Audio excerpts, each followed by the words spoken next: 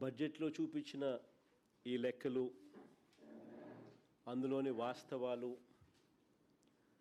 అందులోని మోసాలు మీ ముందుంచే కార్యక్రమం ఈరోజు నా ఈ బడ్జెట్ మీద మాట్లాడే ఈ ప్రసంగం ద్వారా రాష్ట్ర ప్రజలందరి దృష్టికి కూడా తీసుకొని పోయే కార్యక్రమము చేస్తాం. మామూలుగా ఏ ప్రభుత్వానికైనా కూడా 5 బడ్జెట్లు ఉంటాయి. ప్రజలు ఏ ప్రభుత్వానికైనా ఇస్తారు.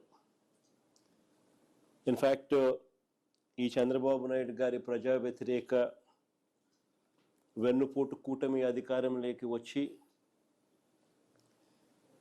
ఇవాళ ప్రవేశపెట్టిన బడ్జెట్ 3వ బడ్జెట్. అంటే ఇక మిగిలి ఉండేది కేవలం 2 బడ్జెట్లు మాత్రమే మిగిలి ఉన్న నేపథ్యం. మరి ప్రవేశపెట్టిన ఈ 3 బడ్జెట్ల ద్వారా చంద్రబాబు నాయుడు గారు రాష్ట్రానికి కానీ ప్రజలకు కానీ ఏం చేశారు మంచి అని చెప్పి చూస్తే మంచి అనేది ఎక్కడా కనిపించదు, అంతా మోసమే కనిపిస్తుంది.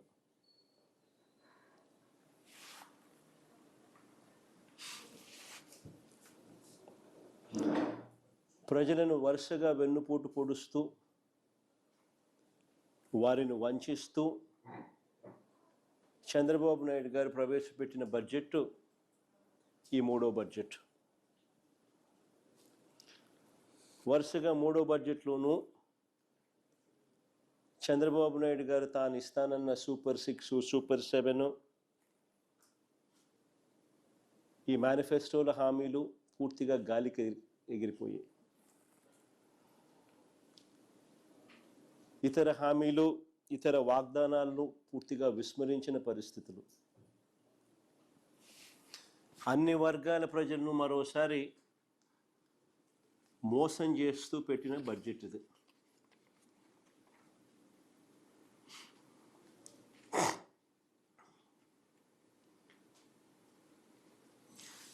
చంద్రబాబు నాయుడు గారు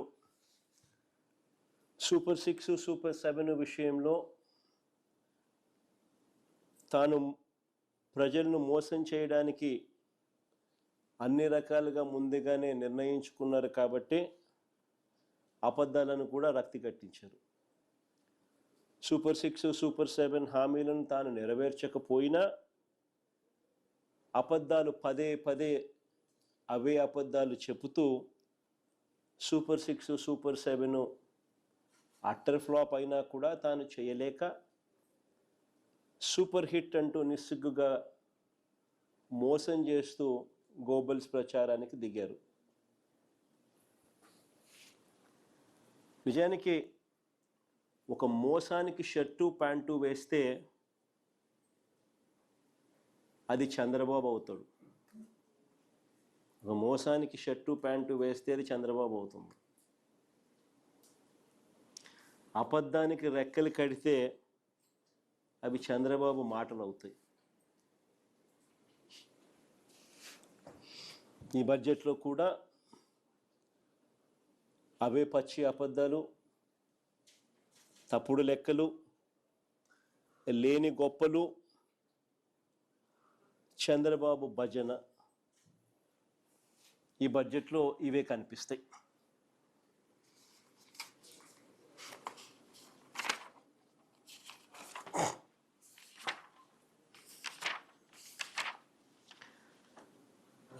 ఈ బడ్జెట్లో చంద్రబాబు చేసిన అంకెల గారడీకి సంబంధించిన కొన్ని వాస్తవాలు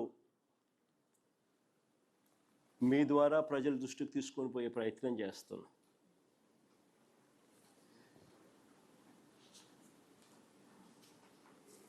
రాష్ట్ర ప్రగతి గురించి,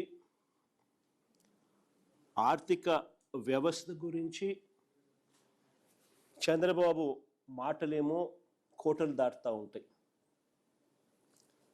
కానీ వాస్తవ లెక్కలు చూస్తే మాత్రం అవి గడప కూడా దాటని పరిస్థితులే కనిపిస్తాయి.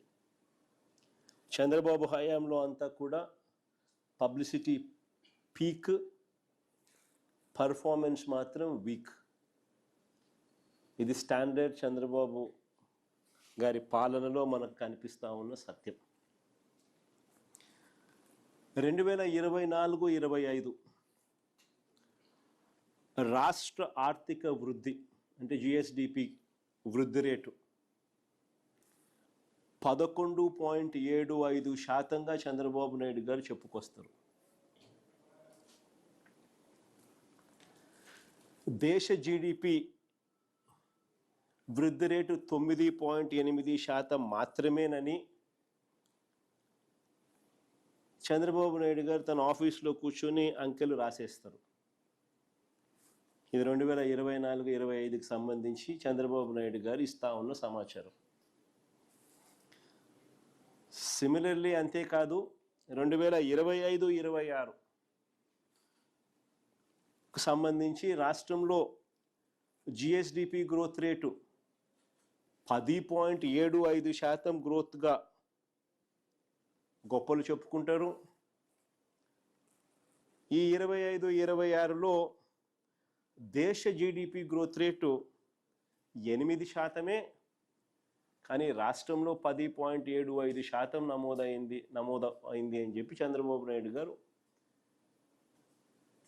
తన డబ్బాను తానే మోయించడం మొదలు పెడతాడు. ఫ్యాబ్రికేటెడ్ నెంబర్స్తో తన డప్పు తానే కొట్టుకోవడం మనకంతా కూడా కనిపిస్తూ ఉంది. నేను ఒకటే అడుగుతా ఉన్నా, జీడిపిలో అంటే రాష్ట్ర వృద్ధి రేటు అని అంటే రాష్ట్రం పురోగతిలో ఉందని దాని అర్థం. Primary sector, secondary sector, tertiary sector అన్నీ కూడా పురోగతి సాధిస్తున్నాయి అనేది దాని అర్థం. అంటే వ్యవసాయము, మ్యానుఫ్యాక్చరింగు, సర్వీసెస్ సెక్టరు అన్ని సెక్టర్సు వేగంగా పరిగెత్తా ఉన్నాయని దాని అర్థం. మరి చంద్రబాబు చెప్పిన ఈ లెక్కలే నిజమైతే జిఎస్డిపిలో ఈ మేరకు గ్రోత్ రేటు నిజంగానే కనిపిస్తూ ఉంటే దట్ షుడ్ ట్రాన్స్లేట్ ఇంటూ ప్రజల తలసరి ఆదాయం కూడా ఇదే రీతిలో నిజంగా పెరిగి ఉండాలి కదా. దట్ షుడ్ ట్రాన్స్లేట్ ఇంటూ ప్రజల తలసరి ఆదాయం కూడా ఇదే రీతిలో నిజంగానే పెరిగి ఉండాలి కదా. ఆ తలసరి ఆదాయం నిజంగానే ప్రజలకు ఆదాయాలు నిజంగానే పెరిగి ఉంటే తద్వారా వాళ్ళ కొనుగోలు శక్తి కూడా పెరగాలి కదా. సో కొనుగోళ్ళు కూడా పెరగాలి కదా, పెరిగి ఉండాలి కదా, కొనుగోలు కూడా పెరిగి ఉండాలి కదా. తద్వారా ప్రభుత్వానికి వచ్చే ఆదాయాలు ట్యాక్స్ రెవెన్యూస్ కూడా పెరిగి ఉండాలి కదా. అంతా కనెక్టెడే కదా. రాష్ట్రం పురోగతిలో ఉంది, జిఎస్డిపి గ్రోత్ రేటు వృద్ధి రేటు విపరీతంగా ఉంది అని అంటే ప్రజల చేతుల్లో డబ్బులు దండిగా ఉండాలి. ఆ డబ్బులతో ప్రజల కొనుగోలు శక్తి పెరిగి ఉండాలి. తద్వారా రాష్ట్రానికి వచ్చే ట్యాక్సులు పెరిగి ఉండాలి. ఇవన్నీ సైక్లికలే కదా. కానీ అది జరిగిందా,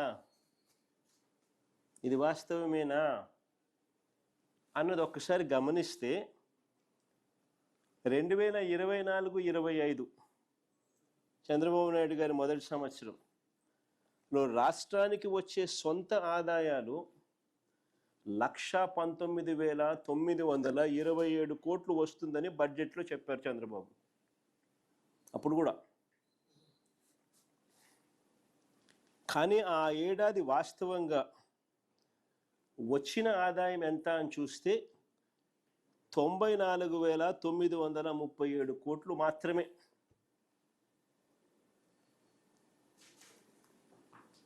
ఇంకా ఆశ్చర్యం ఏమిటో తెలుసా,